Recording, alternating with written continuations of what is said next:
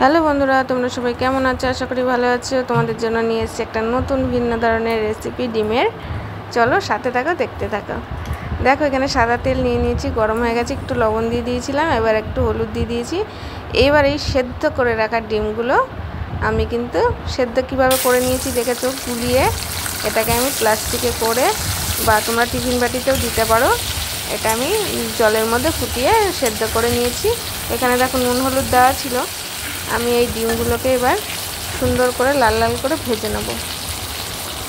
ভেজে দেখো ভাজা হয়ে গেছে, আমি এবার তুলে নিচ্ছি বাটিতে। চলো তুলে নেওয়ার পরে দেখাচ্ছি তোমাদের। এই তেলে আমি দেখো জিরে ফোড়ন দিয়ে দিয়েছি আর তেজপাতা ফোড়ন দিয়ে দিয়েছি। এবার দিয়ে দেবো কিছু কুচনো পেঁয়াজটা ভালো করে আমি ভেজে নেব। তোমরা এইভাবে ডিমের তরকারিটা করে খাবে। রোজ তো ডিম তোমরা সেদ্ধ করেই খাও, কিন্তু এইভাবে করে খেয়ে দেখবে, দারুণ সুন্দর লাগে। এখানে দেখো আদা, রসুন, একটু পেঁয়াজ, টমেটো, কাঁচা লঙ্কা সব দিয়ে পেস্ট করে নিয়েছি। এবার দেখো পেস্টটা এর মধ্যে ঢেলে দিলাম।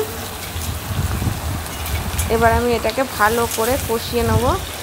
একটু জল দিয়ে দেবো যাতে মশলাটা পুড়ে না যায়।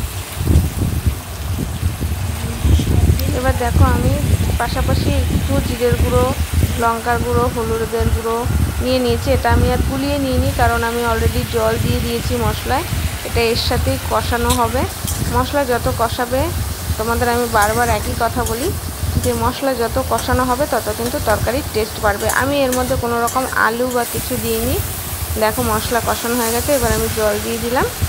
জল দিয়ে এটাকে খানিকক্ষণ ফুটিয়ে নেবো। তোমরা চাইলে এটা মাখা মাখা করতে পারো, কিন্তু আমি এটা মাখা মাখা করিনি। আমি একটু ঝোল রেখেছি, কারণ আমি এটা রাতে খাবো বলে। তোমরা চাইলে একদম শুকনো শুকনো মাখা মাখা করতে পারো। আমি এটাকে ফুটিয়ে নেব। দেখো আমার হয়ে গেছে অলরেডি।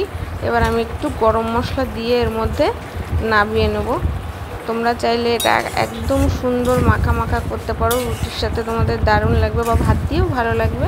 তোমরা এই রেসিপিটা একবার ট্রাই করে খেয়ে দেখো। ভালো লাগলে অবশ্যই শেয়ার করে দেবে, সাবস্ক্রাইব করে পাশে থাকবে। আর যারা ফেসবুকে দেখছো তারা চ্যানেলটিকে ফলো করে দেবে। আর ভালো মন্দ অবশ্যই আমাকে কমেন্টের মাধ্যমে জানাবে।